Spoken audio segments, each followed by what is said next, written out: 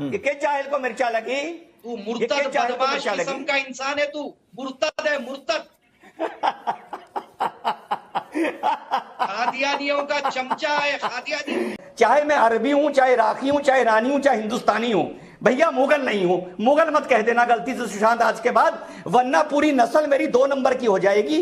आराम का नतीजा हो जाएगी जो मंगोलों ने वहां पर गांवों में और वहां के खेतों में फरमाया था। बहुत ही झूठे आदमी हो तुम्हें शर्म नहीं आ रही? इस उम्र में बैठ के झूठ बोल रहे हो। कोई नई बात ये बहरूपियापन, ये दोगलापन, ये घटियापन छोड़ दो।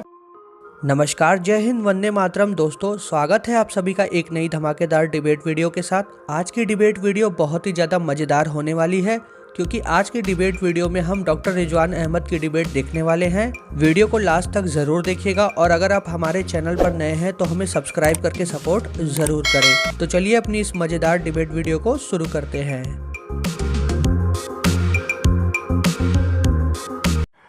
सुशांत भाई, ये तो जो अभी साहिल भाई ने बोला, इसमें कोई दोहराए नहीं है। अब आप चाहे जितनी भी डायलॉग बाजी कर लें कि वो आदमी मुसलमान नहीं होता, हम उसे मुसलमान नहीं मानते, ये तो बड़ा आसान तरीका है हम लोगों के पास। किसी को भी डिबेट में बैठ के बोल दिया हम उसे मुसलमान नहीं मानते। मुसलमान तो यजीद को भी मुसलमान नहीं मानते, जबकि इतिहास गवाह है वो मुसलमान था। अब आप तुर्की की सोफिया मस्जिद को ले लीजिए, हिस्टोरिकल फैक्ट है कि वो चर्च था, दुनिया जानती है वो चर्च था। उसको जबरदस्ती मस्जिद बनाया गया। अतातुर्क ने आके उसको म्यूजियम बना दिया क्योंकि वो मॉडरेट आदमी था। अभी 5 साल पहले फिर से उसको मस्जिद बना दिया गया। अफगानिस्तान में बहमिनिया मूर्तियों का उदाहरण ले लीजिए, और दूर ना जाइए अपने कश्मीर का उदाहरण ले लीजिए। तो 1400 साल में ऐसे बहुत से वाकये मिलते हैं जहां पे मुसलमानों ने दूसरे मजहब की इबादत गाहों को नुकसान पहुंचाया है। इसमें कोई आर्गुमेंट का स्कोप नहीं है कि वो हमारा, इन्होंने कहा हमारा कनेक्शन है मुगलों से, हमारी रिश्तेदारी है। तो भाई अगर रिश्तेदारी है तो उनकी अच्छाई भी तुम्हारी और उनकी बुराई भी तुम्हारी। पहले आला तो लगा लो, दोनों स्वीकार करनी पड़ेंगी ना। क्या रिश्तेदारी बताए पहले मालूम करो।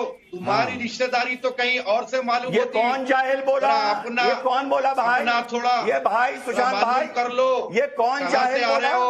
ये कौन जाहिल? कोई किसी को जाहिल ना बोले, जाहिल ना बोले कोई किसी को। कादरी साहब थोड़ा सा रुक जाइए। लगी कौन बोला कि किस जाहिल को मिर्चा लगी? तू मुर्तद बदमाश किस्म का इंसान है, तू मुर्तद है, मुर्तद। खादियानियों का चमचा है, खादियानी। क्या ज्यादा सच बोल दिया? पर इस्लाम के खिलाफ क्या ज्यादा सच बोल दिया? क्या ज्यादा सच बोल दिया? खादियानी, खादियानी क्या ज्यादा सच बोल दिया? है। ए भाई, ये किसको मिर्चा लगी भाई? ईमान वाला है बेईमान के सामने। क्या अच्छा देखिए, मैं एक बात पूछूं। मूर्तियां नहीं तोड़ी गई? क्या कश्मीर में मंदिर नहीं तोड़े गए? क्या सोफिया मस्जिद है? कैसा मुसलमान है तू बेशरम जाहिल? क्या सोफिया मस्जिद है या ईसाई घर है या चर्च है? इसको कंट्रोल में लीजिए। एक नंबर का जलील इंसान है ये, एक नंबर का जलील है इन्हें। आप दोनों से रिक्वेस्ट कर रहा हूँ, प्लीज पर्सनल ना हो।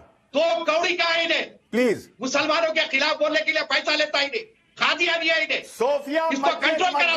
मैं एक मिनट कादरी साहब, मैं आपको भी रोक रहा हूँ, रिजवान भाई मैं आपको भी रोक रहा हूँ। दोनों 1 मिनट रुक जाइए प्लीज। मैं 1 मिनट रुक जाइए, पर्सनल कमेंट्स मत कीजिए। मैं आप दोनों से रिक्वेस्ट कर रहा हूँ। जो धर्म का था उसका नहीं हुआ तो दूसरों का क्या होगा? नहीं 1 मिनट कादरी साहब, आप भी कंट्रोल करें। रिजवान भाई मैं आपको भी कह रहा हूं, प्लीज कंट्रोल कीजिए। रहेगी पर्सनल होगी फिर इधर उधर बह जाएगी। कादरी साहब मैं एक बात पूछूं, नहीं कादरी साहब मैं एक बात पूछूं कि आपने साहिल को कह दिया कि ये इस्लाम से, खामोश बिठाइए आप। नहीं 1 मिनट रिजवान भाई 1 सेकंड रुकिए। कादरी साहब मुझे एक बात बताइए, आपने साहिल को कह दिया कि ये इस्लाम से निकाला हुआ, जबकि आप खुद कह रहे हो जो साहिल ने कहा वो गलत नहीं कहा। रिजवान अहमद साहब, क्या आप खुद को मुगलों का वंशज मानते हैं? और ये जो सोच है कि हिंदुओं पर इतने साल राज किया, तुम तो हाथ पीछे करके खड़े रहते थे, वगैरह वगैरह वगैरह। साहब किसी का वंशज बना दो, मुगलों का मत बनाना। भैया हाथ जोड़ूं, अभी बता देता हूं, बस 120 सेकंड दे दो और शायद इसके बाद कोई भी ना बनाएगा। क्या है मुगल? जब चंगेज खान 1200 में, जो मुसलमान नहीं था, वो खान से कंफ्यूज ना होइए, मंगोलिया में खान टाइटल होता था नोबल आदमी का। फिर चंगेज खान के चुगाती खान, उनके बेटे के आगे जो वंशज मुसलमान हुए, तो ये टाइटल खान उनकी तरफ चला गया। खान मिडिल ईस्ट या अरब से नहीं आया है, मंगोलिया से आया है, तो खान मुस्लिम सरनेम नहीं हुआ करता था, अभी 1400 तक नहीं हुआ करता था, 1350 तक। ठीक, जब ये सेंट्रल एशिया की तरफ गए, यानी कजाकिस्तान, उज्बेकिस्तान, तुर्कमेनिस्तान और एक और, तो वहां जब इन्होंने, वहां पर ये जो लोग थे वहां के खाना बदोश थे, कोई ट्राइब थी, कोई ऑर्गेनाइज किंगडम नहीं था, कुछ नहीं था। तो जब ये मंगोल उन पे हमला किए और उनको कैप्चर किए, तो वहां कुछ दिन इन लोगों ने आराम फरमाया, मंगोलों ने। अब समझ जाना सुशांत, आराम फरमाया, आराम, वहां कैंपिंग करी। ठीक, वहां से फिर वो लोग मिडिल ईस्ट की तरफ मंगोल चले गए, वहां जाके उन्होंने अरबियों को बहुत मारा, बहुत मारा, बहुत मारा, छुपने की जगह नहीं बची अरबियों के पास। तो जब वहां पर वो आराम फरमा रहे थे मंगोल, कहां, उज्बेकिस्तान में, कजाकिस्तान के, तुर्कमेनिस्तान में और तजाकिस्तान में, ये पढ़ लेना। तो जब वो आराम फरमा रहे थे तो उस आराम से एक नस्ल पैदा हुई, आराम से। तो जो कहा जाता है ना तैमूर और मंगोल का ब्लड था बाबर में, वो ब्लड कहां से आया ना, उस आराम से।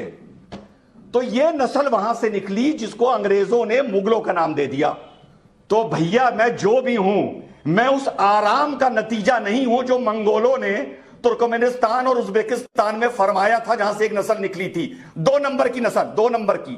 तो भैया मैं जो भी हूं, मैं जो भी होऊंगा, मैं 1 नंबर का होऊंगा, मुझे एक रहने दो, चाहे मैं अरबी हूं, चाहे इराकी हूं, चाहे ईरानी हूं, चाहे हिंदुस्तानी हूं, भैया मुगल नहीं हूं। मुगल मत कह देना गलती से सुशांत आज के बाद, वरना पूरी नस्ल मेरी 2 नंबर की हो जाएगी, आराम का नतीजा हो जाएगी, जो मंगोलों ने वहां पर गांवों में और वहां के खेतों में फरमाया था। मैं तो लीगल कोर्स बता रहा हूं जो आपने बोला था कि आप सुप्रीम कोर्ट में इस बैन को चैलेंज कर दीजिएगा, पहली चीज। दूसरी चीज आज एक नई पता चली कि भाई सन 90 में हिंदू मुसलमान दोनों का खतरा था। तो जो मस्जिदों के लाउडस्पीकर से कहा जाता था कि हिंदुओं तुम जम्मू चले जाओ और अपनी औरतें छोड़ जाओ, सर ये झूठ तो बोलना साहब क्या वो मुसलमानों से भी कहा जाता था कि तुम चले जाओ अपनी औरतें छोड़ जाओ? ऐसा कोई नारा बना था क्या? कुछ नहीं हुआ, एक भी। अरे यार बड़े झूठे आदमी हो, अल्लाह से डरो यार, आप बताओ, बहुत ही झूठे आदमी हो तुम, तुम्हें शर्म नहीं आ रही? इस उम्र में बैठ के झूठ बोल रहे हो, बड़े बेशर्म आदमी हो। झूठ बोलने की मशीन हो क्या? आप एक बाइट दिखा दो ना, किसी पर चार्ज लगाने से अबे ये प्रोपेगेंडा है, 3 लाख आदमी वहां से 2 दिन के अंदर मार के भगा दिए, ये प्रोपेगेंडा है। तुम्हें शर्म नहीं आती? तुम्हें शर्म नहीं आती? ऐसा अभी भी बेशर्म कहीं के सैकड़ों पंडित अभी भी रहते हैं और अमन से रहते हैं, वही बयान कर रहे थे पंडित, वही पूछ रहे थे सरकार से कि जब से आप आए हो, अरे सुनो जुल्म हो रहा है। सुनो, एक मिनट सुशांत, हाँ बोलिए। ये जो मसला है ना, ये जो मसला है, ये 30 साल का नहीं है, ये मसला 500 साल का है, 500 साल का। मैं इस बात से सहमत हूं, मैं बार बार कह रहा हूं कि वो क्यों जा रहे हैं।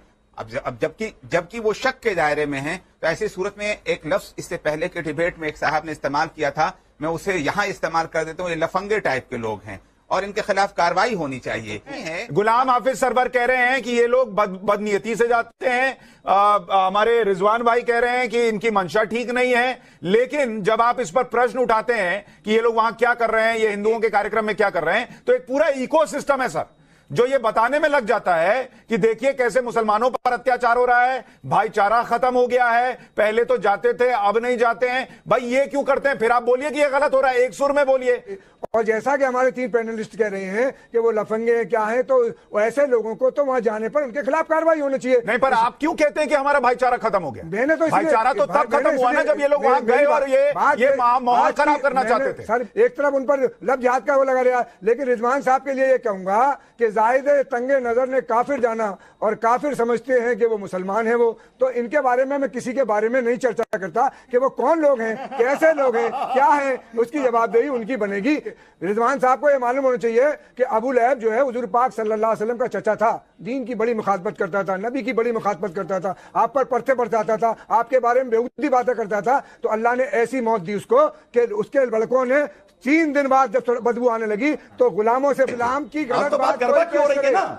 मैं बताता हूँ क्या रोल था, इसलिए मैं बताता हूँ। मुंह बंद रखो तो मैं बोल रहा हूँ ना, जब तुम बोल रहे थे तो मैं बोला था क्या? जब तुम बोल रहे थे तो मैं बोला था क्या? बोलिए, बात पूरी कीजिए। अरे जब तुम बोल रहे थे मैं बोला था क्या? बोलिए। अरे इसको तो चुप करवाइए पहले। हाँ नहीं बोल रहे वो, आप बोलिए। अरे चुप। हाँ हो गया मेंटल। अब सरवर भाई और जुनैद भाई, इनका देखिए, इनका हथकंडा, बात गरबा की हो रही है, ये पहुंच गया हजूर की हदीस पर क्यों पहुंच गया? ये इस मारे पहुंच गया क्योंकि आज जो डिबेट हो रहा है और जो जुनैद बोल रहे हैं और जो सरवर बोल रहे हैं, ये इसके हजम नहीं हो रहा, इसके मिर्चा लग रही है, तभी ये हजूर और हदीस और मरने जीने पर। अरे हजूर ने तो किसी की बात की नहीं यार, मैं कोई नई बात ये बहरूपियापन, ये दोगलापन, ये घटियापन छोड़ दो, छोड़ दो, वरना तुम उसी हजूर के रिश्तेदार की तरह कोई भी और कहे, कोई भी कहे, तू कहे मैं कहूं, कोई भी कहे, यही तुम्हारी कोई असर होगा औकात है। उसका। इसी तरह तुम छल करते हो, कभी कुरान की आड़ में, कभी अल्लाह की आड़ में, कभी हजूर करते हो, की आड़ गलत में। बयान नहीं करते हो, ये दीन की बात गलत बयान करोगे, उन्हीं का मैं करूंगा तो मेरा असर होगा, मैं करूंगा मेरा असर होगा, और तुम करोगे तो तुम्हारा असर होगा। अरे दो जोड़ी के इस्लामिक स्कॉलर या हजूर एक मिनट रिजवान भाई, अरे वो तो आएंगे हर जगह, एक मिनट, वो तो आसिफ खान सैंपल साहब, मैं है, जवाब दे रहा हूं। एक मिनट, सैंपल आसिफ है खान वो। साहब,